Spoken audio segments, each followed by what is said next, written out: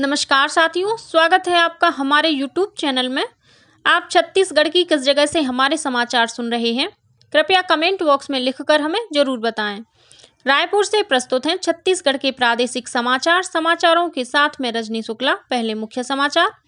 केंद्रीय गृह मंत्रालय ने केंद्रीय सशस्त्र पुलिस बलों और राष्ट्रीय आपदा मोचन बल के कर्मियों के भोजन में मोटा अनाज शामिल करने का निर्णय लिया। प्रदेश के जिन गांवों के गौठानों में रोजाना 5 क्विंटल गोबर की खरीदी होगी, वहां बिजली बनाने की यूनिट स्थापित की जाएगी। मुख्यमंत्री ने की घोषणा। आरक्षण मामले में सुप्रीम कोर्ट के निर्णय के बाद राज्य के सामान्य प्रशासन विभाग ने सभी विभागों को नियुक्ति और चयन संबंधी प्रक्रिया जल्द शुरू करने के दिए निर्देश। राज्य के सभी राष्ट्रीय राजमार्गों में अब ई डिटेक्शन सिस्टम शुरू किया जाएगा और दक्षिण भारत के तीर्थ स्थलों की यात्रा के लिए IRCTC 25 मई से चलाएगा भारत गौरव पर्यटन ट्रेन। अब समाचार विस्तार से।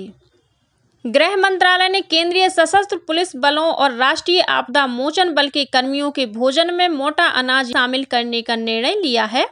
गृह मंत्री अमित शाह के आह्वान पर सभी बलों के साथ विस्तृत चर्चा के बाद भोजन में 30% मोटा अनाज सम्मिलित करने का निर्णय लिया गया। मंत्रालय ने सभी बलों को मोटा अनाज आधारित मेन्यू शुरू करने के लिए कार्रवाई करने को कहा था। मोटा अनाज का व्यापक रूप से सशस्त्र बलों के विभिन्न कार्यक्रमों में भी उपयोग किया जाएगा। मंत्रालय ने बताया कि केंद्रीय पुलिस कल्याण भंडार परिसरों की किराना दुकानों और राशन भंडार में मोटा अनाज उपलब्ध कराया जाएगा। गौरतलब है कि भारत सरकार की पहल पर संयुक्त राष्ट्र ने वर्ष 2023 को अंतर्राष्ट्रीय मोटा अनाज वर्ष घोषित किया था। मोटा अनाज प्रोटीन का अच्छा स्रोत है। इसमें फाइबर, कैल्शियम, लोहा, फास्फोरस आदि सहित सूक्ष्म पोषक तत्वों की भरपूर मात्रा होती है। मुख्यमंत्री भूपेश बघेल ने कहा है कि जिन गांवों के गौठानों में रोजाना 5 क्विंटल गोबर की खरीदी होगी, वहां बिजली बनाने की यूनिट स्थापित की जाएगी। मुख्यमंत्री ने यह घोषणा कल रायपुर के साइंस कॉलेज मैदान में आयोजित ग्राम पटेल, कोटवार, होमगार्ड और गौठान प्रबंधन समिति के आभार सम्मेलन को संबोधित करते हुए की। इस दौरान उन्होंने गौठान समिति के अध्यक्षों और अशासकीय सदस्यों को 1,56,00,000 रुपए का मानदेय ऑनलाइन जारी किया।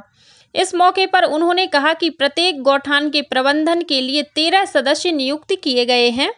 साथ ही अब गौठान अध्यक्षों को 750 रुपए और अशासकीय सदस्यों को 500 रुपए प्रति माह प्रदान किए जाएंगे। मुख्यमंत्री ने गांव की प्रत्येक समिति में ग्राम पटेलों को स्थान देने के निर्देश दिए हैं। कार्यक्रम में मुख्यमंत्री ने गोबर विक्रेताओं को 9 करोड़ 80 लाख रुपए की राशि भी अंतरित की।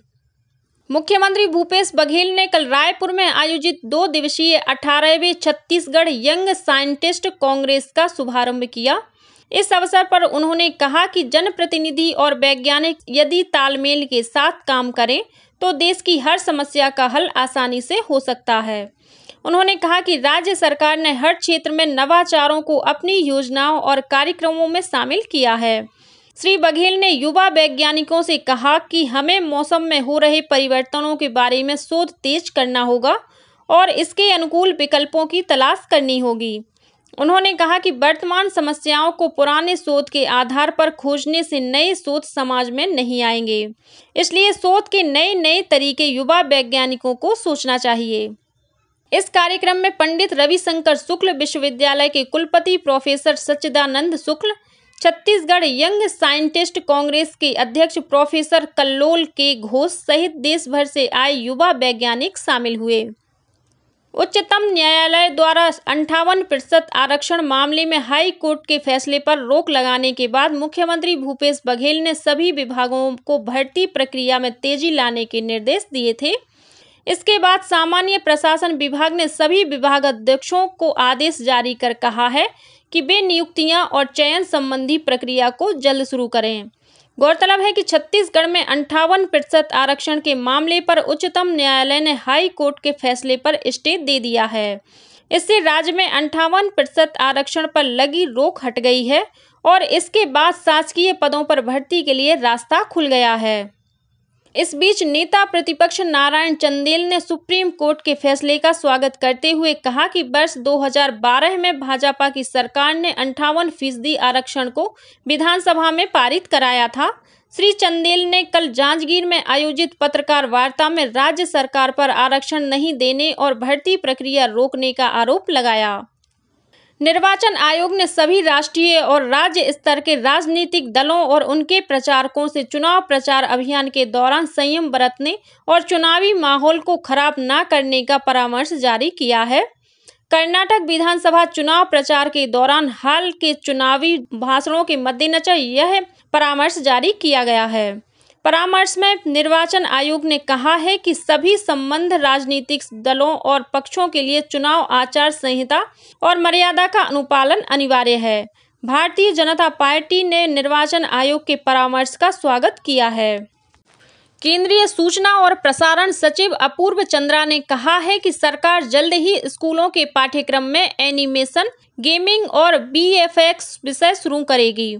उन्होंने मुंबई में फिक्की फिल्म्स के उद्घाटन सत्र में कहा कि भारत को एनिमेशन, बीएफएक्स और गेमिंग के क्षेत्र में विश्व स्तर पर जाने की जरूरत है। श्री चंद्रा ने भरोसा दिया कि सरकार एनिमेशन, बीएफएक्स और गेमिंग उद्योग के लिए आवश्यक जनशक्ति का सृजन करने में मदद करेगी। उन्होंने बताया कि प्रसार भारती का कायाकल्प किया जा रहा है और नए विषय तथा धारावाहिक महीने भर में शुरू किए जाएंगे। उन्होंने कहा कि फीचर और क्षेत्रीय फिल्में भी प्रसार भारती में शामिल की जा रही हैं। उन्होंने निर्माताओं और निर्देशकों से अपील की कि वे राजस्व भागीदारी मॉडल के आधार पर प्रसार भारती के साथ सहयोग करें। राज्य के सभी राष्ट्रीय राजमार्गों में अब ई डिटेक्शन सिस्टम शुरू किया जा रहा है। इसके तहत बिना फिटनेस और बिना टैक्स वाले वाहनों के टोल प्लाजा से गुजरने पर उनका ऑटोमेटिक चालान किया जाएगा। साथ ही बिना दस्तावेजों के साथ चलने वाले वाहनों पर भी कार्रवाई की जाएगी। इन परेशानियों से बचने के लिए वाहन चालकों को अब सभी दस्तावेज अपडेट रखना जरूरी होगा। परिवहन विभाग ने राष्ट्रीय राजमार्गों पर चलने वाले ऐसे वाहनों का पता लगाने के लिए एनआईसी ओडिशा के सहयोग से ई डिटेक्शन पोर्टल विकसित किया है। इस पोर्टल का उद्देश्य राष्ट्रीय राजमार्गों पर विभिन्न टोल नाकों से गुजरने वाले वाहनों का डेटा एकत्र करना है। पहले चरण में राष्ट्रीय राजमार्गों पर टोल नाका को ई डिटेक्शन पोस्टर से जोड़ा गया है। बाद में खनन और औद्योगिक क्षेत्रों से भी एएनपीआर कैमरे की मदद से डेटा एकत्र किया जाएगा। परिवहन सचिव एस प्रकाश ने वाहन मालिकों से सड़क में वाहन चलाने से पहले गाड़ी के सभी दस्तावेज अपडेट कराने की अपील की है। रेल मंत्रालय ने देश के विभिन्न भागों से केंद्र सरकार द्वारा परिकल्पित देखो अपना देश और एक भारत श्रेष्ठ भारत की पर्यटन अवधारणाओं को बढ़ावा देने के उद्देश्य से भारत गौरव पर्यटन ट्रेनों का संचालन शुरू किया है। इन थीम आधारित ट्रेनों की परिकल्पना घरेलू पर्यटकों को देश की समृद्ध सांस्कृतिक और धार्मिक विरासत से अवगत कराने के लिए की गई है। छत्तीसगढ़ और महाराष्ट्र के तीर्थ यात्रियों के लिए Indian railway catering and tourism corporation limited IRCTC द्वारा भारत गौरव पर्यटन ट्रेन का संचालन 25 मई से किया जाएगा। यह ट्रेन बिलासपुर शहर से दक्षिण दर्शन शुभ यात्रा के लिए रवाना होगी।